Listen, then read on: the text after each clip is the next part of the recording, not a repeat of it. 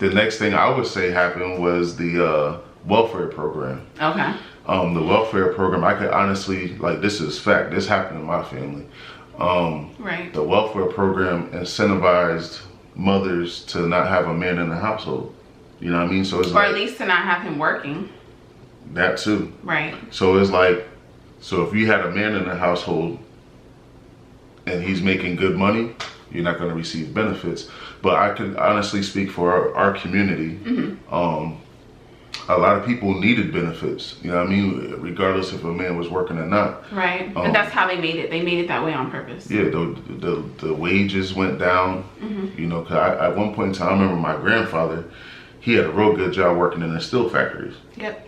My dad too. Yeah, your dad worked in the steel factories as well. Yep. So, you know, they were able to provide for their families that way.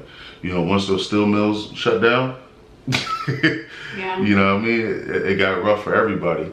And it was like, I kind of say it's messed up because it's kind of like this today. Like a lot of people, it's like you're on a brink where you don't really qualify for any kind of assistance, but at the same time you're struggling. You can't pay you're for making anything. enough money, just enough money not to qualify, but at the same time, like you're struggling just to live. Absolutely. So, like I said, the welfare program, I definitely believe incentivized women not to have a man around. And then on top of that, and they were like right at the same time, because you were born in the 80s, and this was going on in the 80s. It was the crack epidemic. Yeah. The war on drugs. Yeah, the war on drugs. We had the war on drugs. Got a lot of people hooked on it and locked a lot of people up. Right. So. And then fathers were taken out of the home, or even worse than that, the whole family was split apart. Kids were in foster care because mom and dad was on crack, or the dad was selling crack, so he went to jail and she had to figure it out by herself. Okay, so I definitely see where I guess you would have young men and young women that are raised not to know what a man or a woman is. But it gets better than that. Go ahead. Because today we have the feminist movement, right? And like I said, I don't think the feminist movement is terrible. But it does promote the idea that I don't need a man. And if you don't need a man, then the kids grow up without a man. And we have soft boys. There we go. So, how they were emasculated, that started after we got off the boat. And it just continued and I agree years with and that. years. But I still believe it comes to a point where there has to be some type of accountability as a man, right?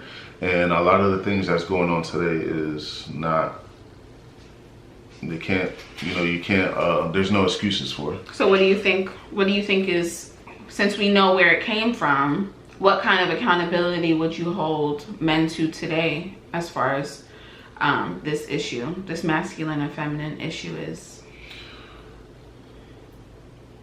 First, learn to know what a man is. Like I said, when I was younger, my idea of what a man was,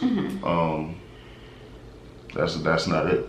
You understand what I'm saying? So First of all, to know what a man is. Right. You know, like I said, a man should do all those things I said in the beginning of the first video about this. He should be a provider. He should be a protector. Mm-hmm. You should protect women and children. Yeah. You should provide for a woman and child. Mm-hmm. You shouldn't be afraid to ask for help. You know what I mean? Like, you have to get that out. That has to go. Mm-hmm. You can't be so macho that, when you're hurt, you're afraid to say, "Oh, look, I'm hurting inside," or, "You know what? This is too much for me." You know what I mean? You just... There's just a lot of things that just, has to go. Mm-hmm. And a lot of things is also media. Media portrays, especially in our community, I can speak on that. Yeah. Media portrays a man to be certain things, and that's not it either. Even in the media, a lot of coverage, a lot of these guys in the media are feminine, if you ask me, and then a lot of our boys and young men are watching these things and looking at these things, and they think that's what a man is. They think a man is supposed to be, I don't know, just go around humping everything, have a gun on his waist. Yeah. And I think that they portray that for our men as if that makes them men or makes them strong or makes them macho. But I think what makes a man strong is taking care of his responsibility and fighting through the hard stuff. So people, it's easy. You can attest to this. It's easy to go out and sell drugs, right? It's not hard. You can go out this door, a couple blocks away, and get you something to sell, right? That's easy. Mm-hmm. It's hard to stay at a job where everybody don't like you, or it's hard to stay at a job where you feel like you're not making enough money, and your ends are not meeting. So I feel like they tell you all this is a strong man, but really a strong man is taking care of your responsibility and doing what you're supposed to be doing. That's the hard part. Right. So I'm a little old school when it comes to my music selection. And there was a song a while ago. It was called Take Care of Home. Right? Mm-hmm. And I love that song. I love it. I love that song. Right. Somebody leave in the comments if you remember who sang that song. But it used to be one of my favorite songs coming up. But yeah, so I feel like a lot of men lost that. Like, you don't take care of home, right? So when you don't take care of home, you're going to have issues at home. You know what I mean? You're going to have issues with your wife, you know, kids. And even speaking deeper on that, I also believe a lot of men are getting married before they're ready. Just because you're a man that's of age doesn't mean that you're a man. Mm-hmm. You know what I mean? You're just a grown male.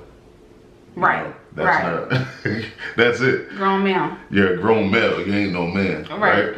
So what happens is, I feel like a lot of men just get married before they're ready. There's a lot of things that they didn't get out. A lot of things they didn't get a chance to do in life, and they get married too young or too soon, or wherever the case may be, and then they end up in marriages where, you know, they're cheating. And that is, from what I've seen, that is one of the killers of masculinity, because then what happens is your wife doesn't trust you, right? And when she doesn't trust you, it kind of gives her, if you end up staying together, it kind of gives her reign of you, I guess, like telling you what to do. Like, she has a closer eye on you, like, oh, well, you can't go do this, you can't go do that.